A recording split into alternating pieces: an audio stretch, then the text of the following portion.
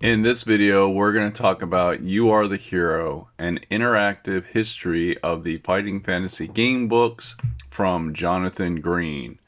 And I'm also going to do a little bit of an update on my collection of fighting fantasy books. So let's get into this.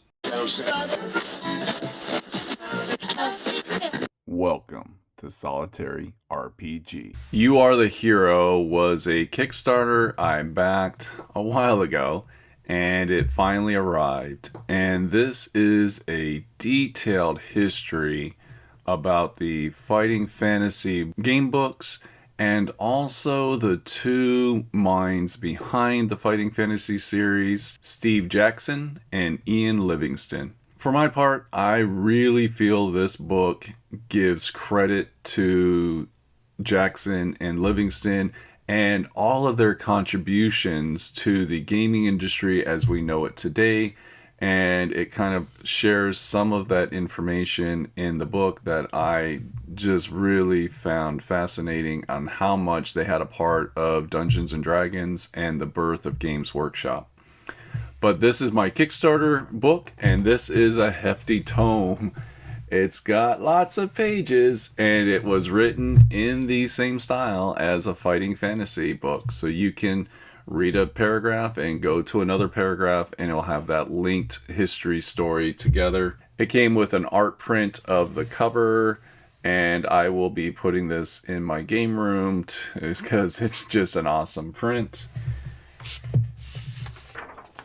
It came with two characters, and these characters were written more in the advanced fighting fantasy role-playing style because you have different attributes. You have agility, combat, endurance, and you have some special abilities. And it will tell you to go to a paragraph, so you can be this wizard going through the history book, or you can play the Wicked Witch of the West.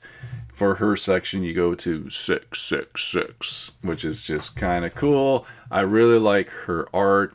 Something about having an eye patch on a female character I think is just kind of cool. Don't see that a lot, and it just really works with this kind of traditional witch look with the pointy hat and all that, and the broom.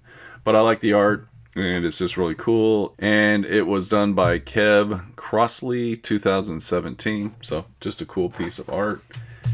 It also had this advertisement in it for Ace Games Kickstarter for 2022.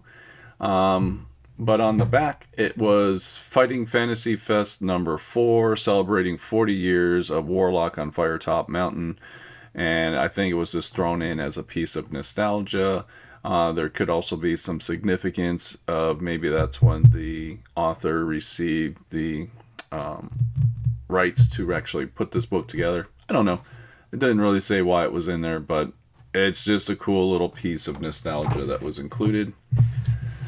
So fighting fantasy game books have been around since the 80s. It was my introduction into role-playing games. That's where I started, like many other fighting fantasy players. That's kind of how they got their feet wet. It's a choose your own adventure or choose your own journey path. Your characters died a lot. Even though they were written as kids' books, they were still pretty graphic and things of that nature, which was really cool. What we're going to do is just kind of a flip through of this book to kind of show you how it's all laid out. And if it makes it to retail, maybe you can pick up a copy for yourself if you're interested. I am just a big junkie of the Fighting Fantasy series, so I jumped on this when I saw it went to Kickstarter, and when you open it up, look at that stunning red, the end pages with that black Fighting Fantasy logo. Gotta love that. What a great way to start a book out. Just a little title page, some more art. Jonathan Green is a pretty known figure in the fighting fantasy series. He wrote some of the books, and he is a historian, and he is perfect for writing this. Then you're going to get into your legal stuff, all your copyright laws and all that kind of stuff, and then you got a contents page. Not a lot of stuff broken down. This is a fighting fantasy style book, so you have some options of reading it like a fighting fantasy game book and flopping from paragraph to paragraph. Here, Livingstone and Jackson just kind of wrote a little bit, giving credit to Jonathan Green as being the, kind of the official historian of the series. And then here's just Jonathan's background for you to read and kind of understand how he got involved into the world, just like many of us. For him, it was Warlock on Firetop Mountain was his first book. For others, like myself, it was another book. Then on this page, you're going to get the instructions on how to read this book. I just love this. But they're going to kind of go over the abbreviations. So like FF is going to be Fighting Fantasy, AFF is going to be Advanced Fighting Fantasy, and the S series is going to be the Sorcery series by Jackson. That's the 4-book series. Then it's going to talk a little bit about the numbering of the book. In this particular document, they're going to be following the Puffin books published 1 through 59. The Wizard books, I guess Wizard is another book publisher that took it and kind of messed up some of the numbering. So they're kind of defaulting to the Puffing series. So it's important to know. And then there were some books put out even after book 59, and they're just going to continue on with the Fighting Fantasy, the FF identification for them moving forward. But yeah, you just give you some information if so you understand how the book was written. What you're going to see is the gold dragon on the chapters of the book, which we're familiar with certain publications of fighting fantasy books. And then it's just going to kind of start. You can just read the first paragraph and then follow the story. It'll tell you where to go. For this particular one, you have 2 different directions to go.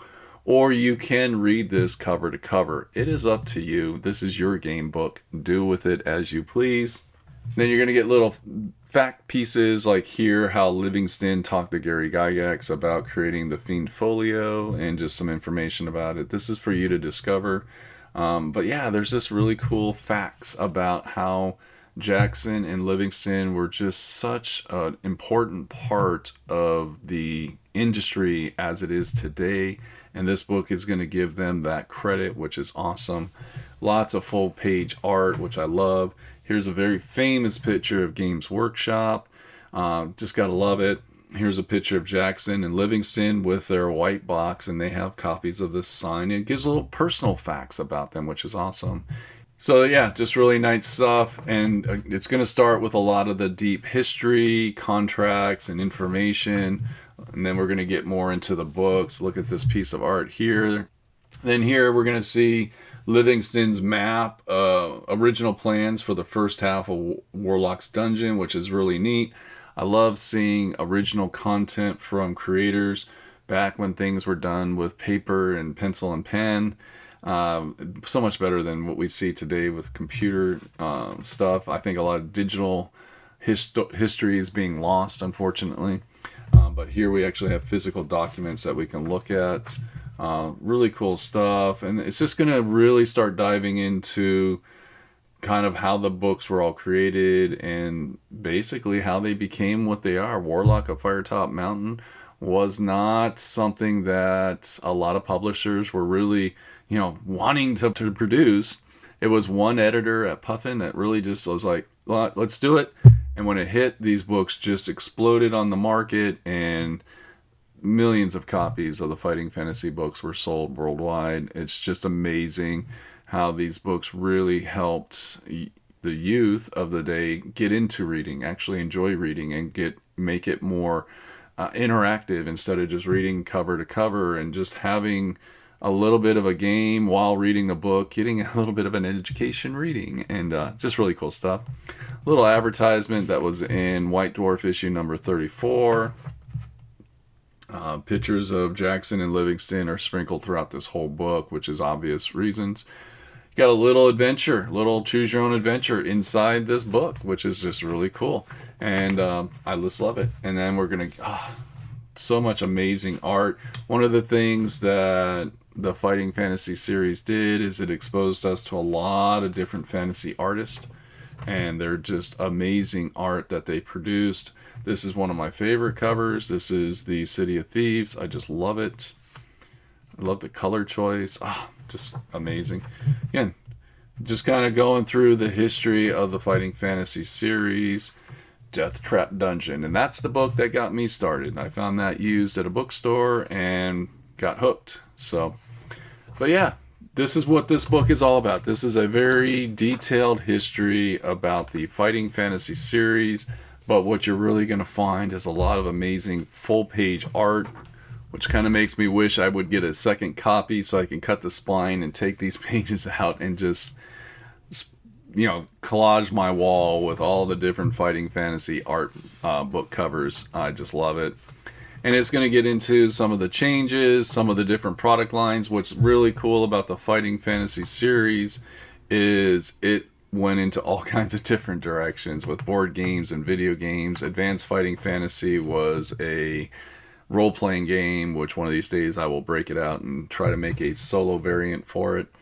You got pictures of the different maps. I've always liked the maps, how they were drawn for the Fighting Fantasy series. Very colorful, very cheerful, and they just look awesome. Then they dove into space. Like, Fighting Fantasy wasn't just fantasy. They did all kinds. They did space and post-apocalyptic. Here's Freeway Fighter, which is just awesome. Warlock Magazine. I still have not been able to find a physical copy of a Warlock Magazine at a reasonable price. I do have PDFs of them, but I would love to get my hands on the Warlock Magazine series. Just like Dragon Magazine or White Dwarf Magazine, this was a magazine series that went out. It doesn't have a lot of volumes out, but each one, they came with different small adventures and comics and just different stuff, but they were advertisement. They were talking about other games. You got to keep in mind the history of tabletop games, role-playing or miniature games or board games. They were all working together at one point.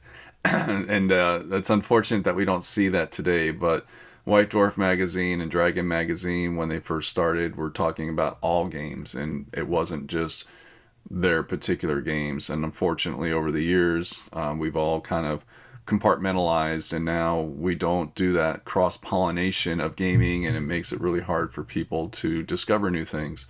But when you got the older magazines like Warlock or White Dwarf, they were just full of all kinds of different games that you could be exposed to and learn about and decide if you wanted to play them or not. So, cool stuff back then.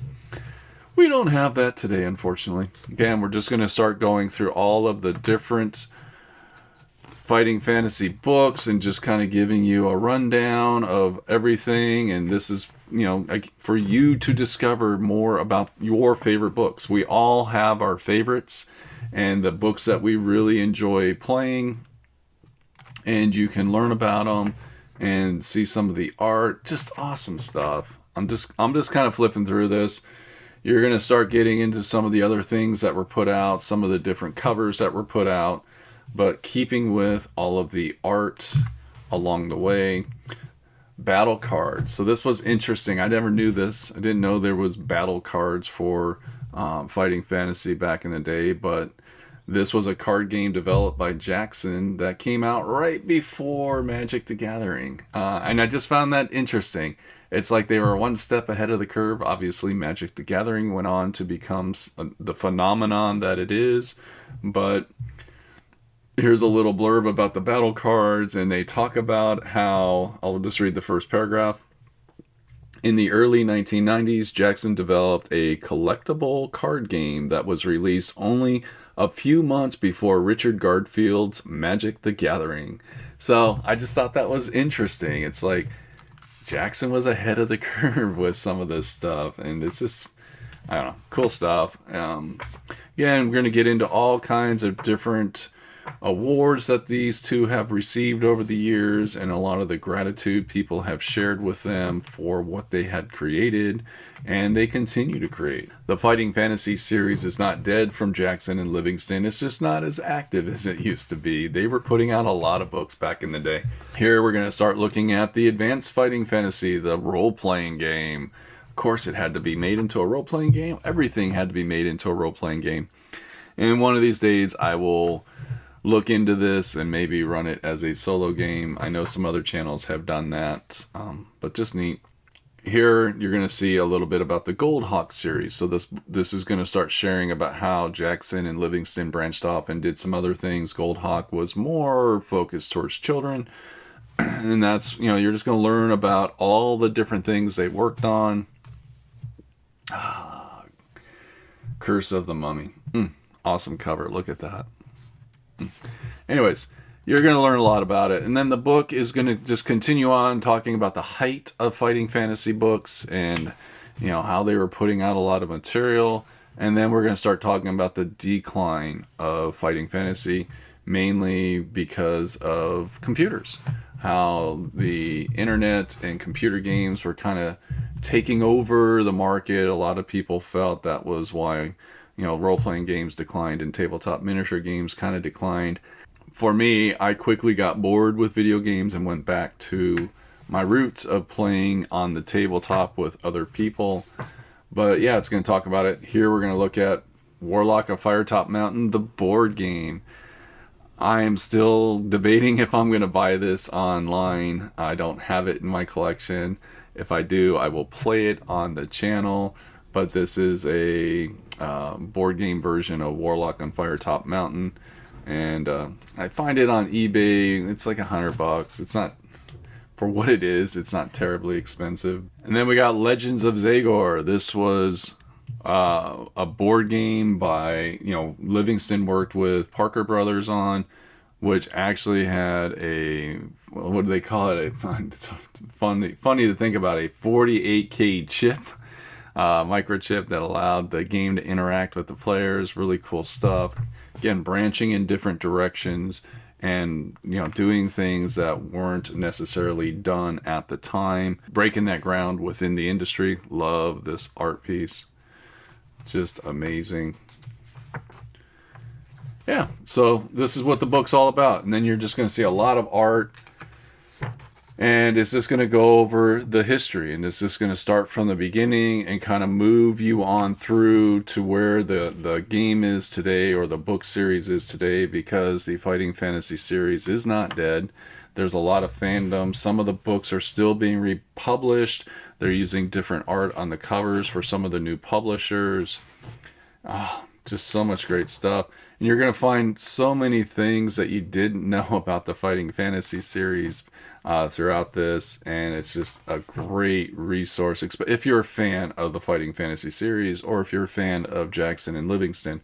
And just to throw it out there, I'm sure a lot of people already know, Steve Jackson, with the Fighting Fantasy series, is not the same Steve Jackson as Steve Jackson's games. Two different people. However, Steve Jackson from Steve Jackson Games did write a Fighting Fantasy book. So how we're all these two are just tied into the community is just awesome. Oh, love that. Just so much great stuff. It's just going to keep diving into the history of the Fighting Fantasy, getting into the video game era and doing video games. I'm just not a fan of video games. Love this piece of art. This is the game book that got me started into it, Death Trap Dungeon. Still play that every once in a while. Love it. And it's just going to keep going. Like Steve Jackson and Livingstone are still very active in the Fighting Fantasy world. They have not turned away from their past, unlike some other companies that have turned away from their past. It's still part of their lives, and they're still out there talking to the fans and being part of it. Love these miniatures. I would so love to get a hold of some of these, like with 3D printing today and Kickstarters. I'm surprised we're not seeing something come out of this for all of the art pieces. Again, need to get permission from the artist to do that, and I don't know if that is possible or not. So it just keeps going. This is just a real detailed history book for fans of the Fighting Fantasy series. It's just going to get into a lot of where things are today. There's a Fighting Fantasy fanzine out there. I do have these fanzines. I think more of a modern take on the Fighting Fantasy series. I haven't seen anything recent. It may have been one of those things that's kind of moved along, but I do have the ones that were published. And then we just keep going into it. It just keeps going and going, talking about more of the modern stuff and more of where Fighting Fantasy is today, but still just showing off all that amazing art. Then it's going to start talking about Freeway Fighter, which was a departure from the traditional Fighting Fantasy series. Just giving you the information and the history of it and some of the different art. And I love this piece of art. Welcome to New Hope. Then it's just going to start talking about some of the stuff that's more modern, some of the things that have they've been working on or have worked on more recently, and some of their appearances at the different events. Oh, that's pretty nice. And just all the different things. Like, this is really just a real deep dive into the history of the Fighting Fantasy series, pictures of them at Fighting Fantasy Fest, and just everything they're working on. Livingstone, I see a lot of pictures of Livingstone at different conventions. But yeah, just cool stuff. And then it's still a very thriving community, even though the book series from Puffing have long passed and we don't see all of them. There's still a lot of people out there putting out material. They still publish a lot of the more popular books, but yeah, it's just nice to read about it and have a better understanding of two people that really revolutionized the gaming industry. Both Jackson and Livingstone have written more recent Fighting Fantasy books, and this one is the Shadow of Giants cover, which is really cool. I have not picked that up yet. Need to try to track that down one of these days. I'm still just busy trying to track down all the original books, the first 59. One day I might get them. This is a picture of more of the modern art used on some of the publications. And yeah, just cool stuff. And then as we get to the back, we will get to the credits and all the people that backed the Kickstarter. And down here on Treeman, very bottom here, you'll see a little solitary RPG. So that is I Was a Treeman. And then the back. On the back, they do have a barcode. You can probably go to snowbooks.com and find out if this is something that's going to be released to retail. But that was just a general flip through of You Are the Hero. This is a book for you to discover if you have the same fascination with the Fighting Fantasy series. So now let's talk about my collection of Greenspine Fighting Fantasy books. This is the series that I'm trying to collect. I like the Greenspines because those are the ones that were put out by Puffin, and I've been slowly picking up some more as I look on eBay and other sources trying to find what I can. A lot of the later ones are really hard to find, like the 40s and the 50s. Kind of easy to find everything through 1 through 39. But I'm looking still. I'm still picking up books as I go. I finally picked up book number 8, Scorpion Swamp. It's in okay shape. Pages obviously have some yellowing, but it's in pretty decent shape. Unfortunately, Phantoms of Fear, this book was a little bit damaged. There was a piece of tape that was kind of keeping the paper down. That I guess it got ripped or something at some point. And I was removing the tape to fix it myself. Put down some Elmer's glue to fix the piece that was kind of like flabby. So it's not perfect, but you know what? I'm going to have to live with it. These are old game books, and I'm going to get what I can for the price that I pay.